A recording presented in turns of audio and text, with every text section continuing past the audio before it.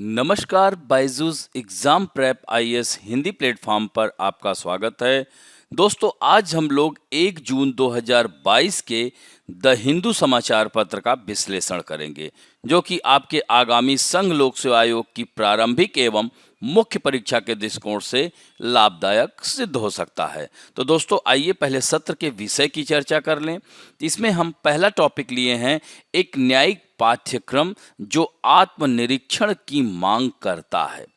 तो दोस्तों, इसमें कोर्ट का जो फैसला था, खासकर राजीव गांधी हत्याकांड से संबंधित सर्वोच्च न्यायालय द्वारा जो दिया गया फैसला था, उससे संबंधित, और न्यायालय ने अनुच्छेद 142 के तहत असाधारण संवैधानिक मार्ग अपनाया। तो इसमें हम लोग चर्चा करेंगे अनुच्छेद 142 और इसके साथ साथ राज्यपाल की जो दया याचिका में देरी, इन सब मुद्दों पर हम बात करेंगे। दूसरा है यूक्रेन युद्ध में जर्मनी के रुख पर प्रकाश डालना। यानी यूक्रेन युद्ध में आप देख सकते हैं कि जर्मनी काफी शांत रहा, क्योंकि वह द्वितीय विश्व युद्ध के बाद से ही अगर देखा जाए तो युद्ध जैसी स्थिति वह नहीं चाहता है। तो इन सब बिंदुओं पर चर्चा करेंगे कि वह क्यों नहीं चाहता है, इसके पीछे क्या कारण है। तीसरा जो टॉपिक है, भारत की ईवी महत्वाकांक्षा। तो ईवी का मतलब है इलेक्ट्रॉनिक वाहन।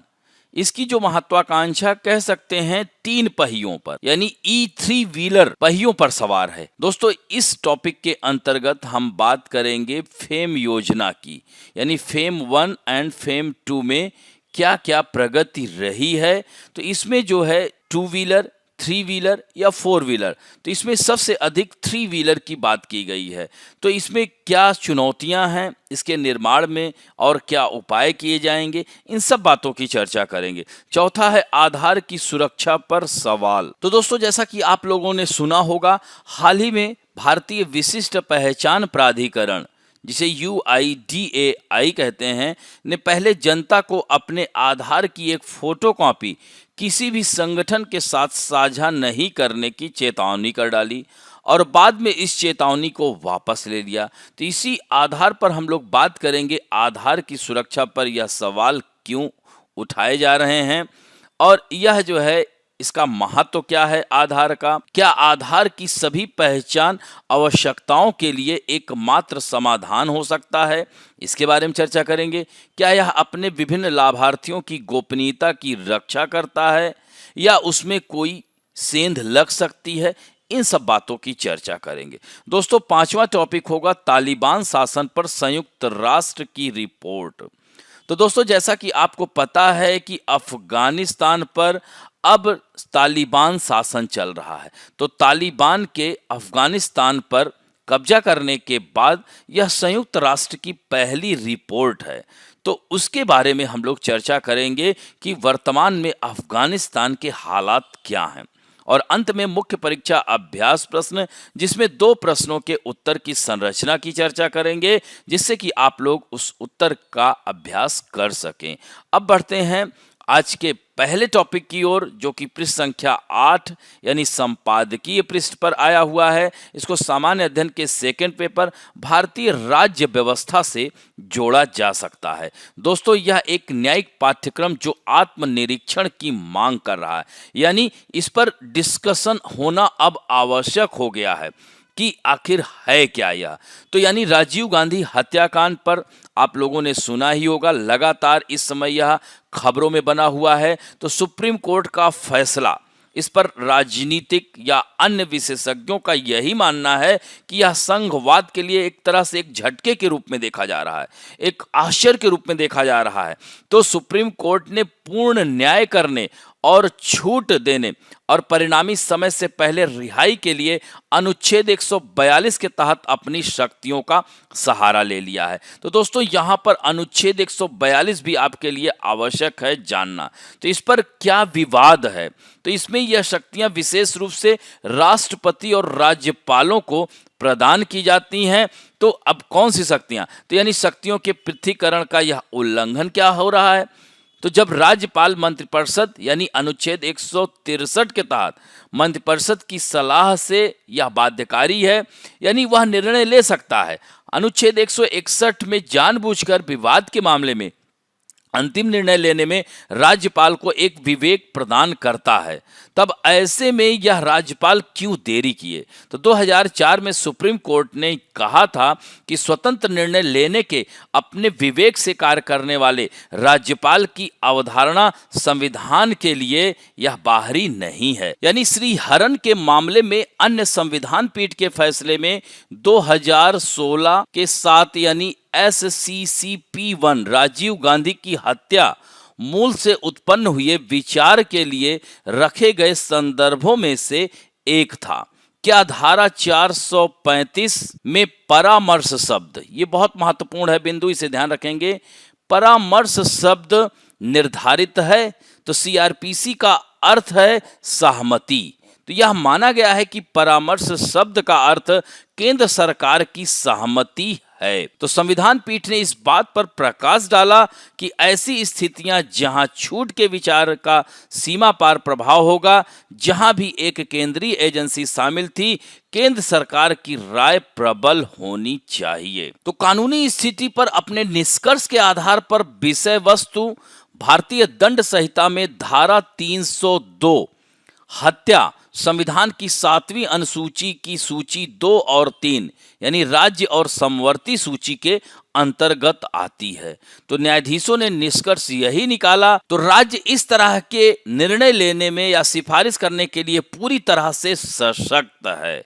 यदि यह धारा 302 अपराध होने का एक साधारण मामला है, तो राष्ट्रपति की सिफारिश अग्रेसित करने राज्यपाल के निर्णय में दोष खोजने का कारण संवैधानिक रूप से सही हो सकता है।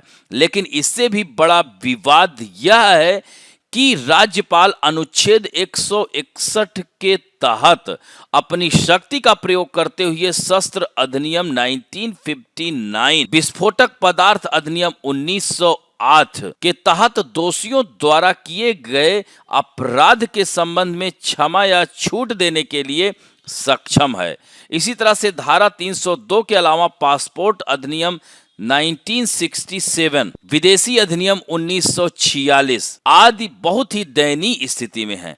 तो निर्णय के अनुसार यह IPC की धारा 302 को आकर्षित करने वाली एक साधारण हत्या है और इसलिए राष्ट्रपति को सिफारिश भेजने का राज्यपाल का निर्णय अनुच्छेद 161 के भावना के खिलाफ है, अर्थात यह संविधान में परिकल्पित संघवाद की भावना के खिलाफ है। तो इस तरह के निर्णय के साथ मुद्दे क्या अनुच्छेद 142 को मामले की परिस्थिति में अनुसूचित जात द्वारा लागू किया जा सकता है?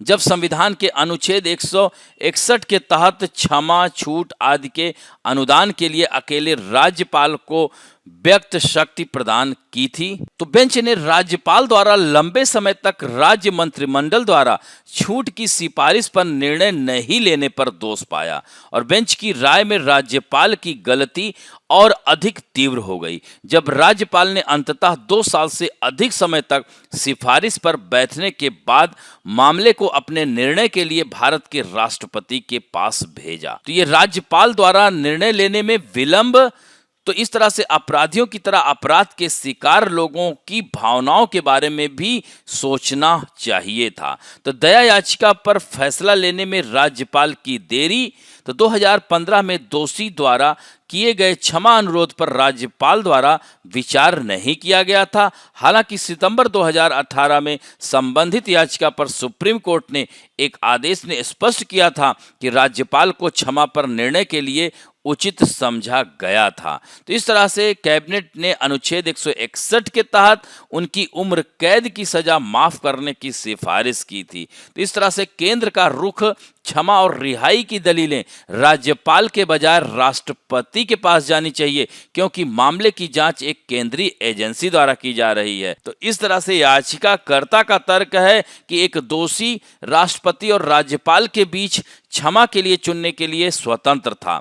तो भारत संघ बनाम श्रीहरन 2015 के संविधान पीठ के फैसले का हवाला देते हुए, जिसमें कहा गया था कि कार्यकारी क्षमादान का अभ्यास राष्ट्रपति या राज्यपाल में निहित है और इस तरह से धारा 432 के तहत दोषियों की सजा को माफ करने के तमिलनाडु सरकार के प्रस्ताव के 2018 में केंद्र की अस्वीकृति ने दोषियों को अनुच्छेद 161 के तहत राज्यपाल को क्षमा के लिए अलग से स्थानांतरित करने से नहीं रोका। तो इस तरह से अब यहाँ पर महत्वपूर्ण आपके लिए हो जाता है कि अनुच्छेद 142 क्या है। तो यह सर्वोच्च न्यायालय को एक विवेकाधीन शक्ति प्रदान करता है। इसमें वह निर्णय स्वयं ले सकता है, क्योंकि इसमें कहा गया है कि सर्वोच्च न्यायालय अपने अधिकार क्षेत्र का प्रयोग करते समय ऐसा आदेश पारित कर सकता है या दे सकता है उसके समक्ष लंबित किसी भी मामले या मामले में पूर्ण न्याय करने के लिए आवश्यक हो। इस तरह से रचनात्मक उपयोग इसका करता है। यानी आर्टिकल 142 के तहत विकास के प्रारंभिक वर्षों में आम जनता, वकीलों दोनों ने समाज के विभिन्न वंचित वर्गों को पूर्ण न्याय दिलाने या पर्यावरण की रक्षा करने के प्रयासों के लिए सर्वोच्च न्यायालय की सराहना की है। चाहे वह ताजमहल की सफाई का बात हो या कई विचाराधीन कैदियों को न्याय से संबंधित, चाहे यूनियन कार्बाइड मामले में भोपाल गैस त्रासदी के पीड़ितों से संबंधित हो, तो सुप्रीम कोर्ट ने खुद संसद या राज्य की विधानसभाओं द्वारा बनाए गए कानूनों से ऊपर रखते हुए पूर्ण न्याय करने के लिए या संसद द्वारा बनाए गए कानूनों को भी खत्म कर सकता है। तो दोस्तों, यहाँ पर जैसे न्यायिक अतिरेक के मामले, इन मामलों में ऐसे और भी कई उदाहरण हैं। राष्ट्रीय और राज्य राजमार्गों पर शराब की बिक्री पर प्रतिबंध, यह सुप्रीम कोर्ट ने अनुच्छेद 142 का प्रयोग कर दिया था और इस तरह से लागू करके 500 मीटर की दूरी पर प्रतिबंध लगा दिया था। तो इस तरह के निर्णय कई बार सुप्रीम कोर्ट ने 142 के तहत लिया है और इस तरह से सुर्खियां बटोरी है। तो इस तरह से कह सकते हैं कि सुप्रीम कोर्ट को आत्ममंथन यानी अब फिर से थोड़ा सा विचार करने की आवश्यकता है कि उसके निर्णय पर प्रश्न चिन्ह ना लगे। अब बढ़ते हैं दूसरे महत्वपूर्ण पृष्ठ संख्या 8 सामान्य अध्ययन के सेकंड यानी अंतरराष्ट्रीय संबंध से इसे जोड़ सकते हैं। तो दोस्तों, यहां पर हम लोग बात करेंगे यूक्रेन युद्ध में जर्मनी के रुख पर प्रकाश डालना है। तो जैसा कि आप लोगों को पता है, पिछले कई महीनों से रूस और यूक्रेन के मध्य युद्ध चल रहा है। तो दोस्तों, इस पर जर्मनी के रुख पर हमें प्रकाश डालना है। तो युद्ध के बीच जर्मन सरकार काफी हद तक क्या है, न्यूट्रल रही है। तो जर्मनी में सत्ता में पिछली सरकार की तरह जो बिना किसी दंड के रूस को रियायतें देती रही, चाहे वह नॉर्ड स्ट्रीम जैसी परियोजनाएं हैं, उसे बंद नहीं किया। ऐसे में पश्चिम के देश जर्मनी पर प्रश्न चिन्ह लगा रहे हैं। तो शीत युद्ध और उसके एकीकरण के बाद जर्मनी हमेशा से एक शांतिपूर्ण बिना हथियार वाले दुनिया की तलाश में रहा है। आपने देखा होगा, चाहे निशस्त्रीकरण की बात हो, चाहे परमाणु हथियारों को समाप्त करने की बात हो, इन सब मुद्दों पर जर्मनी बढ़ चढ़कर हिस्सा लेता है। जर्मनी शायद ही अपनी सेना और हथियारों पर खर्च करता है। वह अब इस तरह से कह सकते हैं कि रक्षा पर वह बहुत कम बजट देता है। तो यूक्रेन को देने के लिए उसके पास कुछ भी नहीं है सिवाय उन टैंकों के जिन्हें एक दशक पहले बिना किसी गोला बारूद के बंद कर दिया गया था।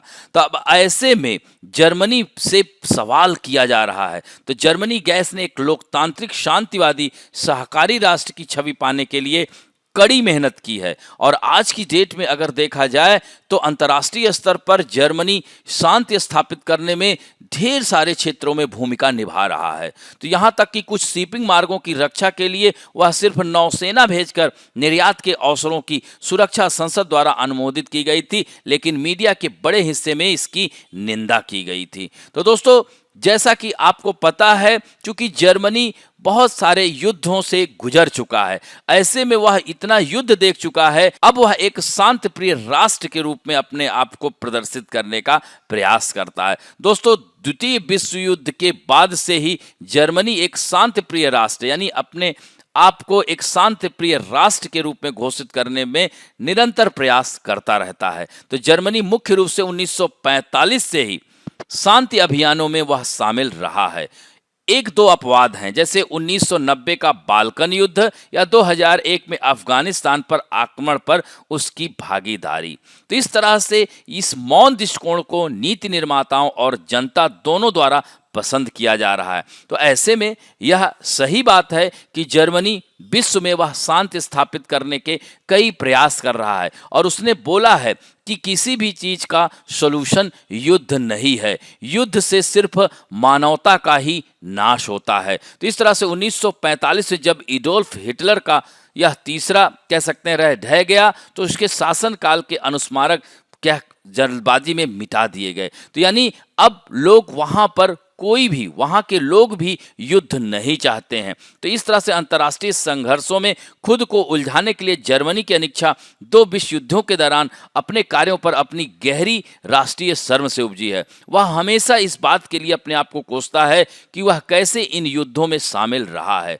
आज भी होलोकॉस्ट में जर्मन की भागीदारी को नकारना देश में एक दंडनीय अपराध है और कुछ समय पहले तक हिटलर की महान कृति मीन काम्फ को जर्मन किताबों की दुकानों में बेचे जाने से मना भी किया गया था। तो वो लोग इस तरह से कह सकते हैं कि इस भयावह दृश्य को फिर वापस नहीं देखना चाहते हैं। हालांकि अभी भी अपने आप में एक वास्तविक कूटनीतिक और आर्थिक शक्ति जर्मनी बनी हुई है। जर्मन ने अफगानिस्तान को सैनिकों की तीसरी सबसे बड़ी टुकड़ी प्रदान की। अरब स्प्रिंग के बाद भी 1 लाख से अधिक मध्य पूर्वी शरणार्थियों को स्वीकार किया।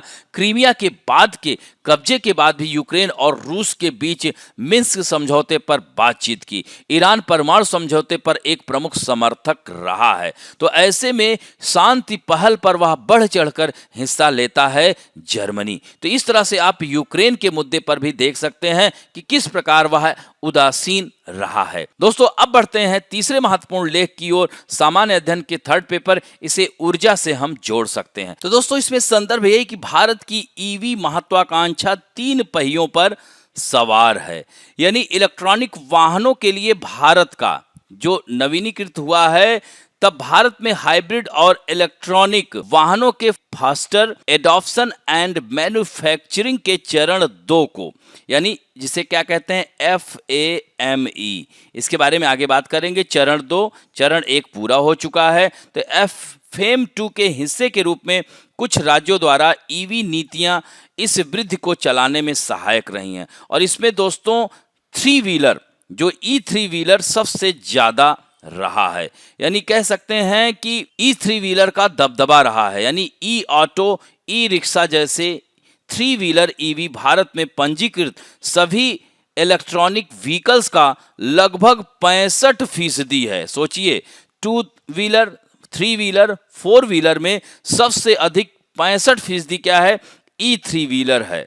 तो फेम 1 एंड 2 के साथ भारत सरकार इलेक्ट्रॉनिक वाहनों को बढ़ावा दे रही है। फेम 2 का जो लक्ष्य है 10 lakh E2 wheelers, 5 lakh E3 wheeler और 55,000 E4 व्हीलर पैसेंजर कारों और 7,000 ई बसों को सपोर्ट करना है। तो दोस्तों अगर हम बात करते हैं E2 व्हीलर, 3 व्हीलर और 4 व्हीलर तथा ई बसों में, तो सबसे अधिक जो संख्या है तिपहियों की है, यानी तिपहिया वाहनों की, यानी E3 व्हीलर की। इसमें 65% हिस्सा अकेले E3 व्हीलर का है, जबकि 2 व्हीलर का 30%, 4 व्हीलर का 2.5% है। तो दोस्तों फेम 2 के जो लक्ष्य 2019 में रखा गया था, उसमें 5 लाख E3 व्हीलर का लक्ष्य रखा गया था, जिसमें से 4 लाख से अधिक वाहनों को इसने पार कर लिया है और यह देखा जा रहा है कि 2023 तक यह 5 लाख के लक्ष्य को पार कर जाएगा। तो दोस्तों असम, बिहार, दिल्ली, यूपी और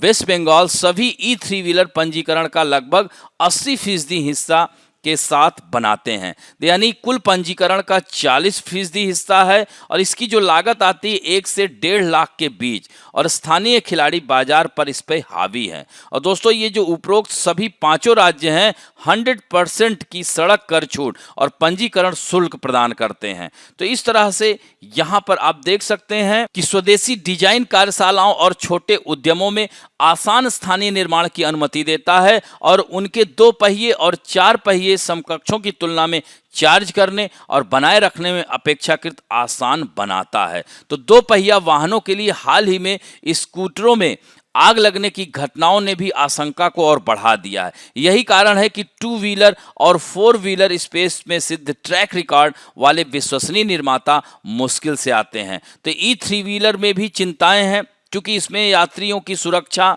जैसे बारिश वगैरह जब होने लगती है तो ऐसे में वह बच नहीं पाते हैं और भी चीज़ें इसमें कमी देखी जा रही है। तो इस तरह से यह E3 व्हीलर की चिंताएं हैं। और दोस्तों इलेक्ट्रॉनिक व्हीकल निर्माण से संबंधित अगर चुनौतियों की बात करें तो कोरोना काल के समय में आप देख सकते हैं कि आपूर्ति श्रृंखला में व्यवधान, कोविड-19 और अमेरिकी चीन व्यापार युद्ध के कारण पिछले 2 वर्ष आपूर्ति श्रृंखला व्यवधान की स्थिति रही। महत्वपूर्ण घटकों की कमी सहित विभिन्न लॉजिस्टिक समस्याओं का सामना करना पड़ा और दोस्तों महंगी सामग्री भी इसकी आती है, ये भी बहुत बड़ी चुनौती है। कच्चे माल के लिए आयात पर निर्भरता, ये भी महत्वपूर्ण चुनौतियां हैं। तो दोस्तों यहाँ पर इसके लिए उपाय क्या है, तो वही फेम 2 योजना। तो दोस्तों फेम 2 योजना और PLI योजनाएं, तो भारत सरकार फेम 2 योजना जिसे faster adoption and manufacturing of hybrid and electronic vehicle scheme second,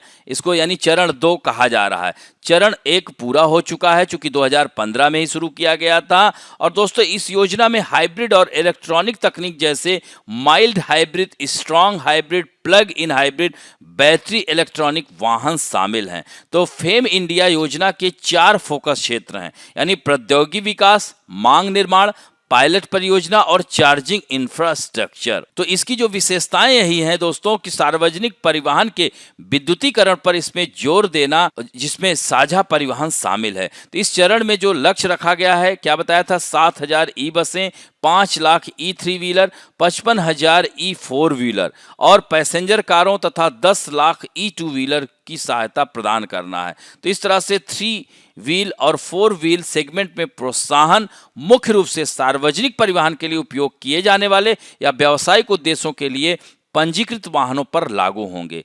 2 wheeler segment में निजी वाहनों पर ध्यान केंद्रित किया जाएगा, जिसे लोग व्यक्तिगत ले सकते हैं। तो उन्नत प्रौद्योगिकियों को प्रोत्साहित करने के लिए प्रोत्साहन का लाभ केवल उन वाहनों तक बढ़ाया जाएगा जिसमें लिथियम आयन बैटरी और अन्य नई प्रौद्योगिकी बैटरी जैसी उन्नत बैटरी लगी हो। तो इस योजना में चार्जिंग इंफ्रास्ट्रक्चर की स्थापना का भी प्रस्ताव है। दोस्तों 2700 चार्जिंग स्टेशन स्थापित किए जाएंगे ताकि ग्रिड में कम से कम एक चार्जिंग स्टेशन की उपलब्धता हो सके और ऐसे राजमार्गों पर सड़क के दोनों ओर लगभग 25 किलोमीटर के अंतराल पर चार्जिंग स्टेशन स्थापित किए जाएंगे। दोस्तों ई अमृत आप लोगों ने सुना होगा कि भारत में इलेक्ट्रॉनिक वाहनों का जो वर्तमान, अगर हम परिदृश्य से बात करें तो वर्तमान में भारत में बिकने वाले सभी वाहनों में इलेक्ट्रॉनिक वाहनों की हिस्सेदारी 3% से भी कम है और यह स्थिति दिसंबर 2021 में पहली बार ईवी पंजीकरण के 50,000 इकाइयों के पार जाने और अब तक की सबसे अधिक मासिक बिक्री दर्ज होने के बावजूद है। हालांकि बिक्री किए गए इलेक्ट्रॉनिक वाहनों में 80% कम लागत और कम गति वाले तिपहिया वाहनों की रही है। कुल मिलाकर उनकी बिक्री में अगली पीढ़ी की दुपहिया वाहन कंपनियों के उदय के कारण गति आई। तो दोस्तों इसमें ई अमृत, इसे AMRIT यानी accelerated E mobility revolution for India's transportation portal के अनुसार भारत में दिसंबर 2021 तक केवल 7,96,000 इलेक्ट्रॉनिक व्हीकल पंजीकृत किए गए हैं।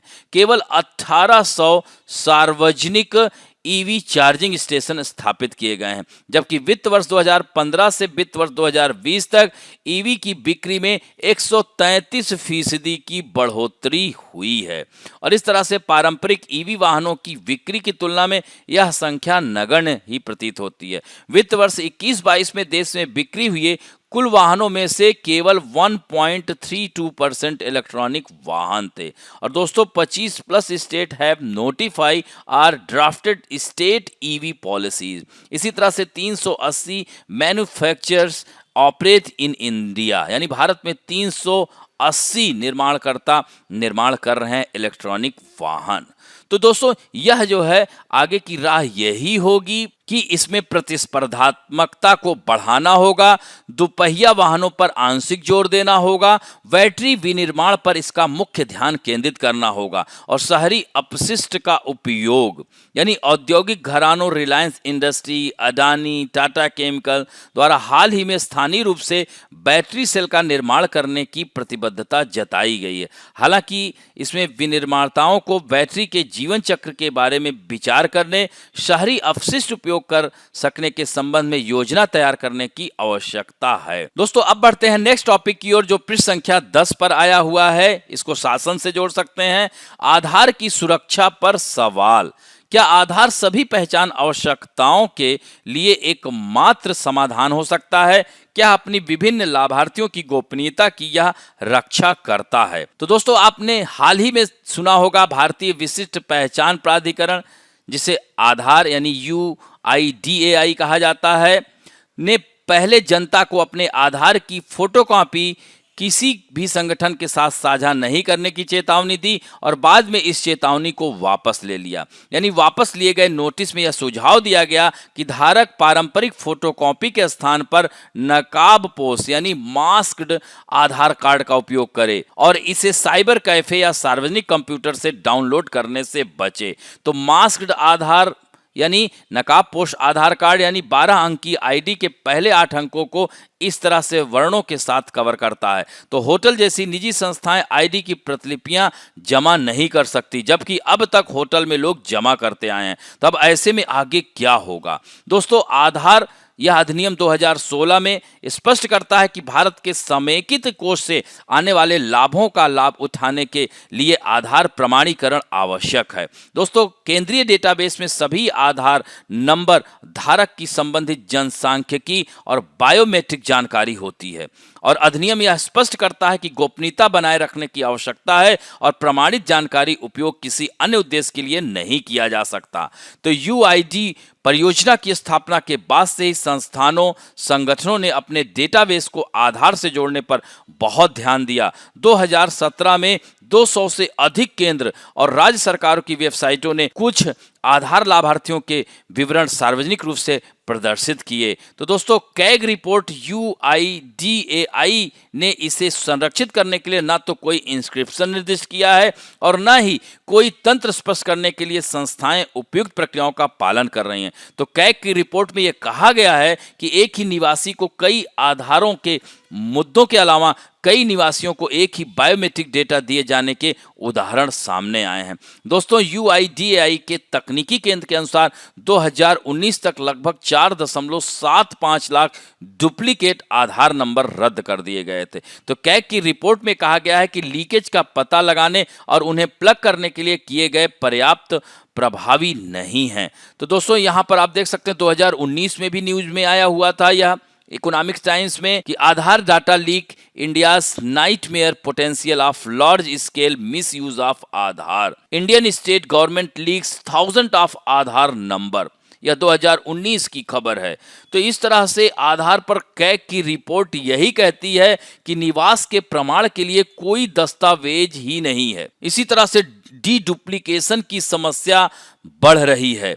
आपने देखा होगा कि 4,75,000 से अधिक आधार को रद्द करना पड़ा।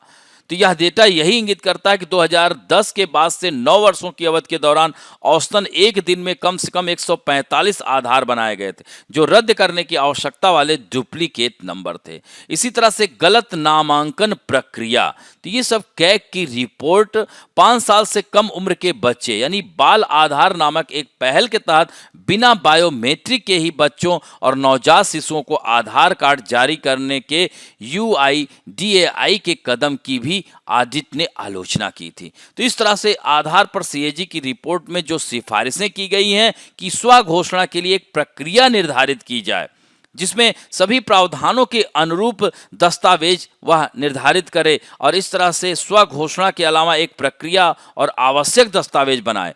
बायोमेट्रिक सर्विस प्रोवाइडर के SLA मापदंडों को कसना और अद्वितीय बायोमेट्रिक डेटा कैप्चर करने के लिए फुल प्रूफ तंत्र तैयार करना, नाबालिग के लिए बायोमेट्रिक पहचान की विशिष्टता हासिल करने के वैकल्पिक तरीकों का अन्वेषण करना, स्वैच्छिक अपडेट के लिए शुल्क की समीक्षा करें। तो इन मुद्दों के अलावा भी दोस्तों अगर हम बात करें तो आधार ऐसे हम नहीं कह सकते कि पूरी तरह से यह आधारहीन हो गया है, क्योंकि इसका महत्व भी है। यह पारदर्शिता और सुशासन को बढ़ावा दिया, यानी आधार नंबर ऑनलाइन एवं किफ़ायती तरीकों से सत्यापन योग्य है। यह डुप्लीकेट और नकली पहचान को खत्म करने में अद्वितीय रहा है और इसका उपयोग कई सरकारी कल्याण योजनाओं का लाभ प्राप्त करने हेतु भी किया गया, जिससे पारदर्शिता एवं सुशासन को बढ़ावा मिला। जैसे मनरेगा जैसी योजनाओं के तहत डायरेक्ट लोगों को लाभ मिला, जन धन योजना निचले स्तर तक लोगों की मदद हुई। आधार ने बड़ी संख्या में ऐसे लोगों की पहचान प्रदान की जिनकी पहले कोई पहचान नहीं थी। इसी तरह से आधार किसी भी जाति, धर्म, आय, स्वास्थ्य और भूगोल के आधार पर लोगों को वर्गीकृत नहीं करता है। यह जन केंद्रित शासन यानी आधार सामाजिक और वित्तीय समावेशन, सार्वजनिक क्षेत्र की सुविधाओं के पहुंच में सुधारों, वित्तीय बजटों के प्रबंधन, सुविधा बढ़ाने और समस्या मुक्त जन केंद्रित शासन को बढ़ावा देने के लिए रणनीतिक नीति उपकरण है। स्थायी वित्तीय पता,